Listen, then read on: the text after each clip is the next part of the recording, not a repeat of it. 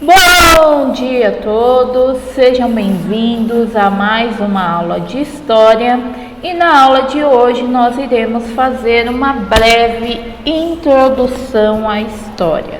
Vamos lá?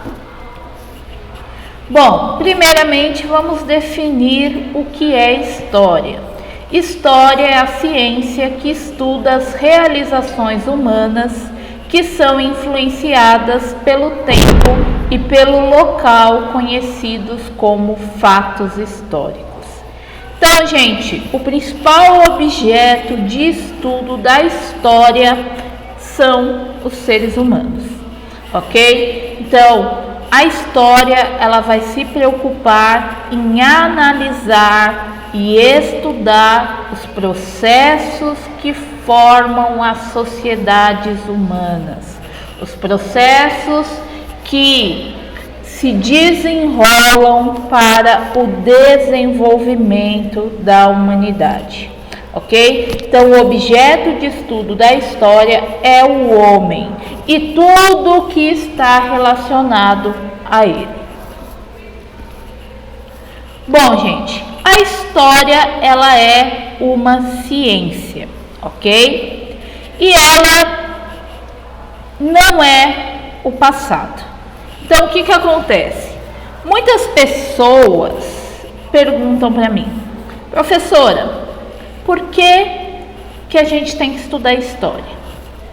São coisas do passado, já aconteceram, as pessoas já morreram, por que a gente precisa ficar estudando a história? E eu sempre digo para os meus alunos que o estudo da história não tem a ver apenas em conhecer o passado, em saber como eram as sociedades do passado.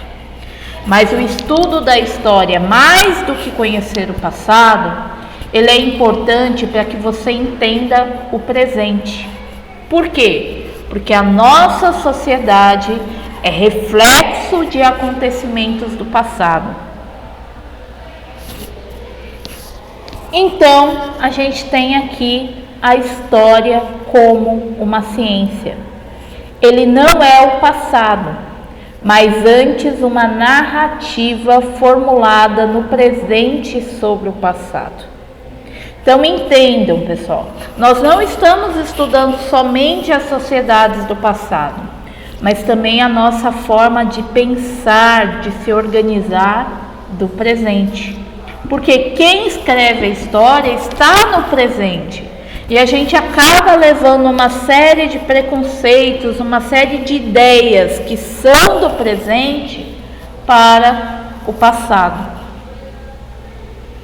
E é importante vocês entenderem que o estudo da história sempre afetam as relações políticas e sociais no presente. Então, é o que eu estava falando anteriormente. Eu não vou estudar o passado só para conhecer o passado, mas para entender a maneira como eu vivo hoje. Então, quando eu estudo a história política, quando eu vejo lá as diferentes formas de governo, como a colonização do Brasil, no que o Brasil ficou submetido ao poder de Portugal, a questão do processo de independência, a adoção de uma monarquia, depois a implementação de uma república. Eu não estou apenas entendendo o que aconteceu no passado da história do Brasil, mas através dessa análise do passado eu consigo entender por que o Brasil é configurado da maneira que é hoje. Porque o Brasil é um país com tanta burocracia.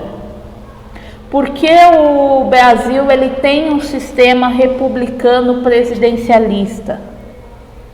Será que esse sistema é o que melhor se adequa à nossa sociedade atual? Então, as informações que eu tenho sobre o passado me fazem questionar as informações do presente. Bom, gente, o estudo da história, como a gente conhece hoje, como uma ciência, ela surge no século XIX e Foi neste momento, no século XIX, que começam a surgir as noções de nacionalidade, de pátria, o surgimento de museus, arquivos, hinos nacionais, folclore, tradições nacionais. Tudo isso surge mais ou menos ali ao mesmo tempo, no século XIX. E isso veio de uma ação dos estados para valorizar suas histórias, que é conhecida como a política da memória. Então, basicamente, ela buscava criar uma identidade comum entre os grupos sociais que formavam uma determinada nação. Então, mais do que qualquer coisa, a história como ciência, ela surge como uma forte arma política para fazer as pessoas de um determinado país, de uma determinada nação, se entenderem como sendo pertencentes a algo. E aí é neste momento que vai surgir a chamada História Nacional, no qual ela não era apenas um campo de estudo, mas ela tinha como um dos fundamentos a educação dos jovens, para que os jovens valorizassem a sua pátria, a sua nação.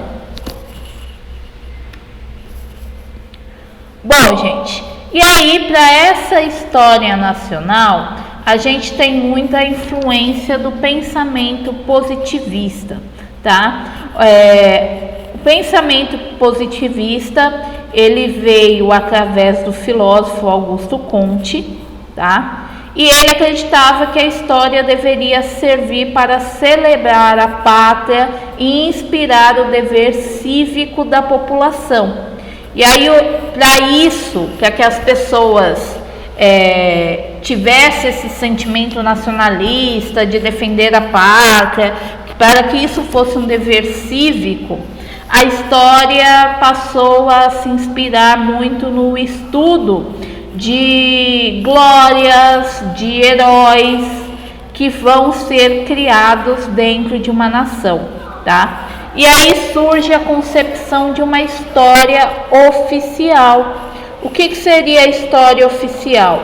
Seria basicamente aquela história dos vencedores, no qual você cria heróis que melhor se adequam àquele momento da história que você quer passar para esses jovens, para que eles tenham esse sentimento cívico. E aí, dentro da história oficial, pegando aí a história do Brasil, por exemplo, a gente começa a valorizar muito o que seria a história dos portugueses no território brasileiro, uma vez que os portugueses eles foram os vencedores. Então a gente deixa de lado um pouco a questão das populações nativas e coloca sempre o português como sendo aí um grande vencedor nesse início da história. E aí mais para frente, com a questão da república, a gente vai adotando outros heróis que lutaram pela ideia de liberdade do povo brasileiro, pela ideia de nacionalidade. Então a gente começa a buscar outros heróis, como por exemplo Tiradentes, um homem branco, militar, que lutou pela liberdade de Minas Gerais, mas a gente coloca ele como um cara que lutou pela liberdade do Brasil contra o domínio da colonização portuguesa. Então a gente vai criando heróis para criar essa ideia de valorização da pátria, valorização da nação, para que as pessoas tenham esse sentimento de patriotismo, de dever cívico e sintam que eles fazem parte de uma nação importante ao longo da história, que eles se sintam herdeiros desses antigos heróis. E isso vai fazer com que a população ela se apegue muito mais às questões da nação e acabem seguindo mais determinados ideais políticos.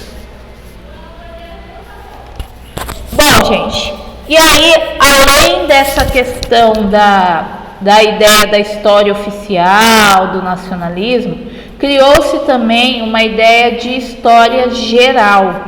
de que as histórias em si, elas se relacionavam e de que havia uma história principal que seria mais importante que todas as outras.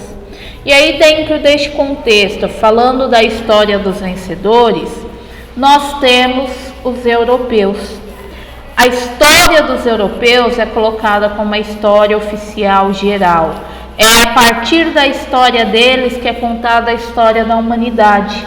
Então a gente tem toda uma construção de linha do tempo histórica a partir da história dos europeus, esquecendo todos os outros povos, todos os outros continentes.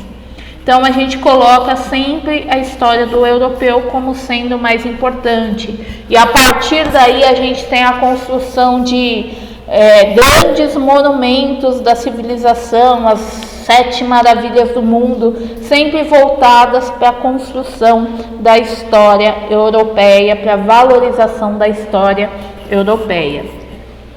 E aí então nós temos a famosa linha do tempo que todo o Ocidente utiliza até hoje, tá? Então a pré-história, que ela seria do surgimento do homem até o aparecimento da escrita em 4000 a.C., a Idade Antiga, que seria do aparecimento da escrita até a queda do Império Romano do Ocidente. Nós temos também a Idade Média, que seria da queda do Império Romano do Ocidente até a queda de Constantinopla. Depois a Idade Moderna, que seria da queda de Constantinopla até a Revolução Francesa. E a Idade Contemporânea, que é da Revolução Francesa até os dias de hoje. Se vocês pegarem os eventos que ocorrem aqui na linha do tempo, vocês vão notar que é a história europeia que está sendo contada. Então, quando a gente fala do aparecimento da escrita, a gente cita ali a Mesopotâmia, que fica numa região ali da Ásia. A gente pega sociedades antigas como o Egito, que fica no continente africano, mas o foco na Idade Antiga é sempre o quê? Grécia e Roma, que vão ser colocadas como as grandes civilizações, os grandes impérios, que vão dar base para toda a cultura ocidental. Quando a gente fala em Idade Média, a gente foca muito ali a questão da Idade Média na Europa. A Idade Moderna vai falar especificamente sobre os acontecimentos europeus e as transformações que ocorreram na Europa. Então a gente foca muito a linha do tempo, a linha histórica, no pensamento da cultura, da história europeia. E isso nada mais é do que o eurocentrismo. O eurocentrismo é colocar a Europa como centro das preocupações humanas. É a ideia de que a influência política, econômica, social e cultural, ela é exclusivamente europeia. Então, a gente tem uma influência muito grande da ideia de construção histórica europeia sobre as outras áreas geopolíticas. E aí a gente deixa de lado histórias de sociedades que foram tão importantes quanto as sociedades europeias, que é o caso, por exemplo, de algumas sociedades na China e na Índia, que foram grandes desbravadores e muitas vezes nos livros de história aparecem somente em notas de rodapé. Deixamos de lado o continente africano. Quando se fala da África, se fala mais dentro da questão do processo de escravidão, mas não se fala dos grandes reinos, das grandes sociedades que se desenvolveram na África. Então a gente foca muito na grandiosidade da Europa e deixa de lado outras histórias que são colocadas como menos importantes. Bom, gente, mas apesar de haver toda essa crítica em torno da história de eurocentrismo, existe um rigor científico muito grande para a construção das histórias, e é importante destacar que essa história eurocêntrica da história dos vencedores está sendo revista atualmente pela historiografia, buscando valorizar até então os povos que não tinham voz dentro da história, e para isso a gente tem todo o processo de um rigor científico. O historiador, o arqueólogo, aqueles pesquisadores que trabalham com a história, eles precisam seguir uma série de regras para poder construir a história como sendo científica, tá? Então, a primeira coisa que eles precisam fazer é delimitar o tema. Eu não posso simplesmente falar que eu vou estudar a história da humanidade. Por quê? Porque ela é muito ampla, ela é muito extensa. Então, eu preciso delimitar um tema. Eu também não posso falar que eu vou estudar a história da Grécia Antiga. Por quê? Porque é muito ampla, muito extensa. Então, eu preciso delimitar para que eu tenha possibilidade de averiguar cada vez mais documentações sobre aquilo específico.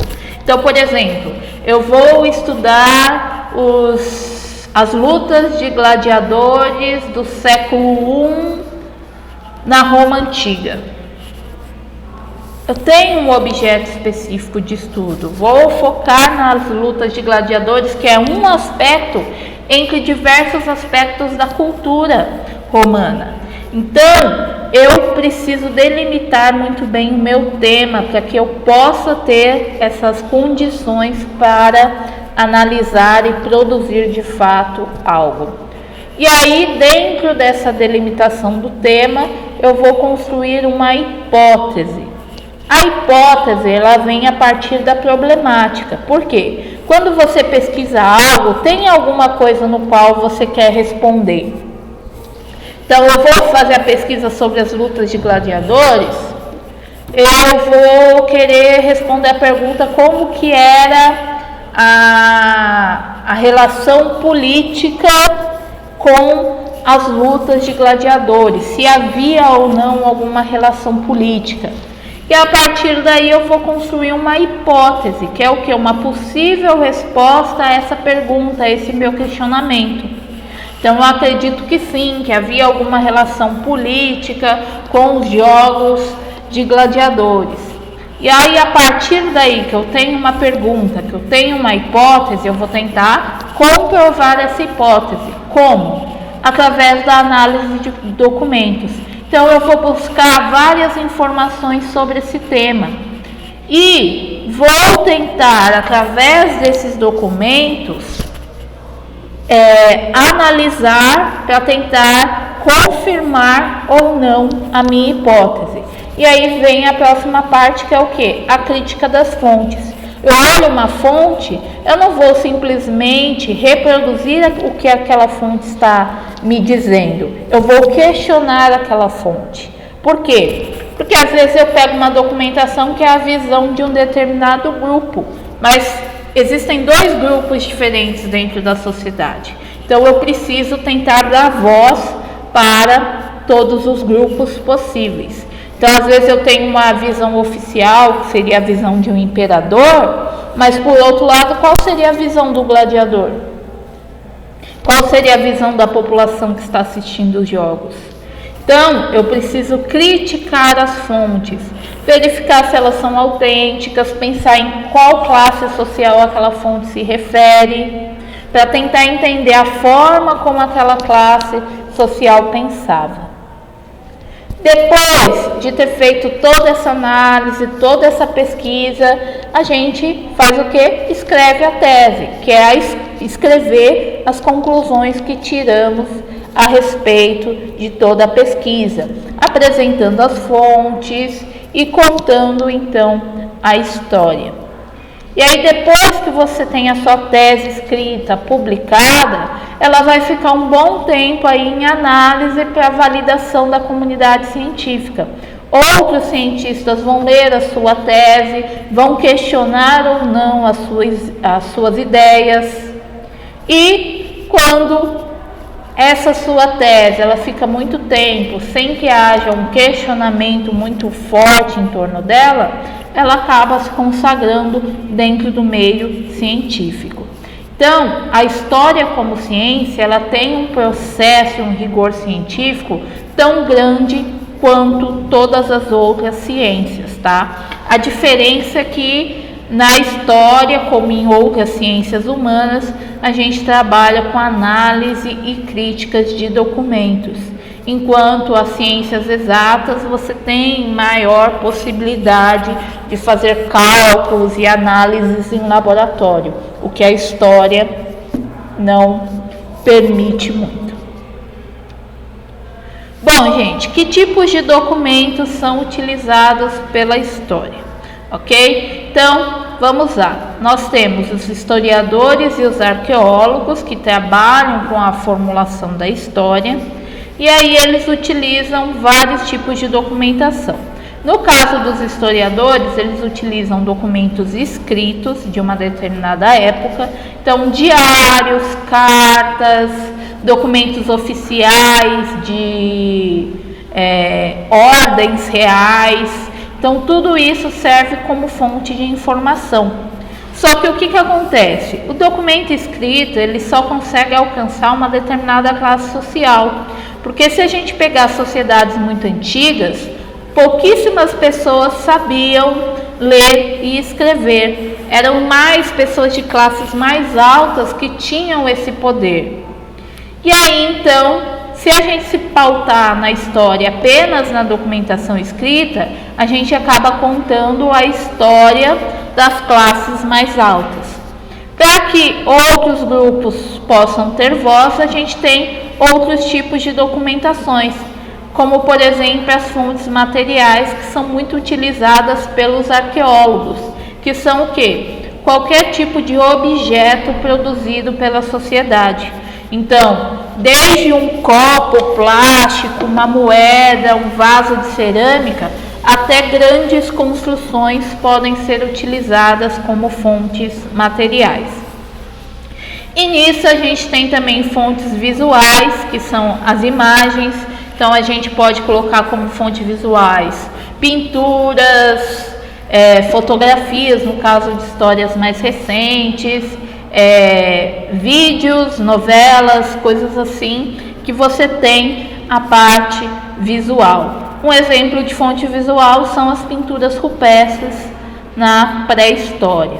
Nós temos também as fontes sonoras, que são os sons. No caso de uma história mais recente, você consegue resgatar um pouco isso, ou de tradições que foram se passando de pais para filhos ao longo do tempo, de geração em geração, no quais são, por exemplo, as músicas. Então, as músicas, elas servem como fontes para entender uma determinada época. Então, a música na Idade Média era diferente da música na Idade Moderna, que é diferente da música na atualidade. Lembrando que na atualidade a gente tem uma fusão entre fontes visuais e sonoras, que é a construção, por exemplo, de videoclipes. E nós temos também as fontes orais. No caso das fontes orais, é para uma história mais recente, tá? Por quê? Porque ele se pauta em entrevistas com pessoas que vivenciaram um determinado momento histórico. Então, ela parte muito o quê? Da memória das pessoas daquele evento. Então, eu como historiador, eu quero escrever uma história sobre a Covid-19 no Brasil.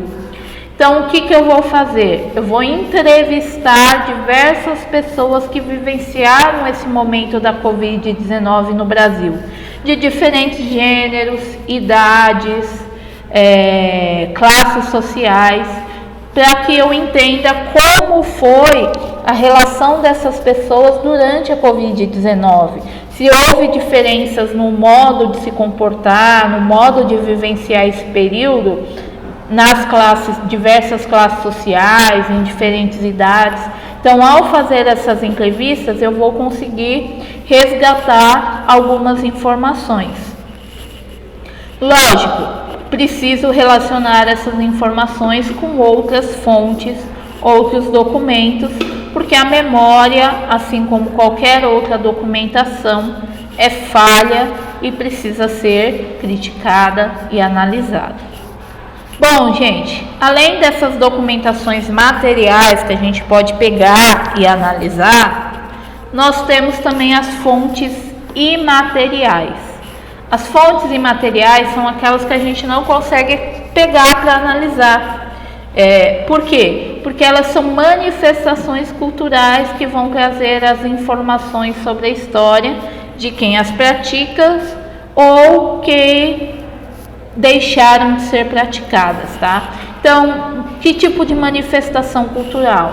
Uma dança é uma manifestação cultural, uma festa típica de algum país, de alguma região, uma manifestação cultural, rituais religiosos são fontes imateriais, porque é uma manifestação cultural. A culinária é uma manifestação cultural. Será que um determinado prato típico no Brasil hoje era igualmente feito no passado?